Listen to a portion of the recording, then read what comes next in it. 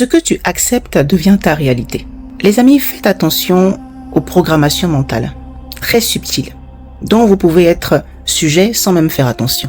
Vous savez, il y a quelque temps, en scrollant sur les réseaux sociaux, je suis tombée sur un live d'une personne spirituelle qui invitait les abonnés à partager leurs rêves. Le sujet de ce live, c'était l'interprétation des rêves et la voyance. Et puis, il y a donc une personne qui a demandé de l'aide parce qu'elle rencontrait une période assez difficile dans sa vie et elle a demandé en direct là qu'on puisse lui faire une voyance. Le voyant en question, après quelques minutes d'analyse et après lui avoir demandé le nom de cet internaute-là, il lui a dit qu'il voyait chez cette personne qu'on lui avait installé quelque chose au niveau de la gorge. Cette chose était d'origine mystique et que très bientôt, en tout cas, il allait se faire opérer et que l'opération n'allait pas bien se passer. Et donc, le voyant disait que si cette personne ne faisait pas attention, eh bien, il risquerait de lui arriver quelque chose d'assez dramatique. Le patient en question a donc demandé comment donc faire pour m'en sortir. Et le voyant lui a dit bien naturellement qu'il était en mesure, de par sa capacité en tant que voyant et guérisseur, de lui éviter cela. Et donc, il fallait qu'il prenne contact avec lui. Alors, dans cette conversation, on peut observer 3 phases, 3 étapes de programmation mentale. La première, c'est la demande du nom. Parce que quand quelqu'un demande de la voyance, on lui demande un témoin biologique. Ce témoin biologique, ça peut être le nom de famille, par exemple.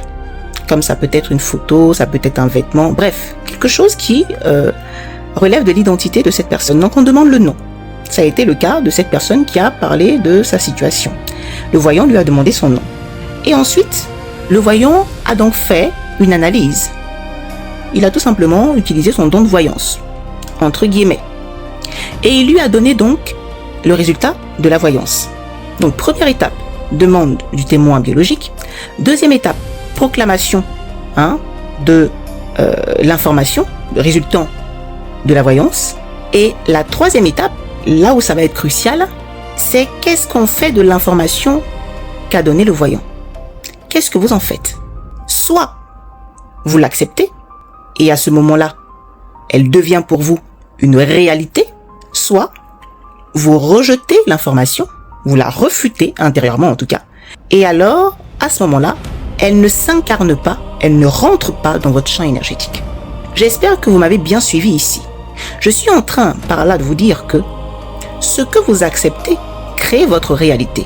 Si cette personne accepte l'information donnée par le voyant, cela deviendra sa réalité. Ça veut dire que en elle va s'installer au fur et à mesure cette chose que le voyant lui avait dit. Et cette chose va prendre forme par l'énergie de la peur que le patient va nourrir par la suite. Est-ce que vous comprenez maintenant la subtilité de cette programmation? Je vous en prie, faites très attention.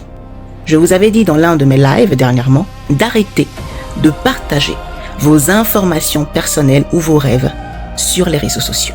Si vous voulez avoir une consultation en privé avec un voyant, une voyante, une femme ou un homme spirituel, envers qui votre moi supérieur vous envoie, votre intuition source vous envoie, allez-y.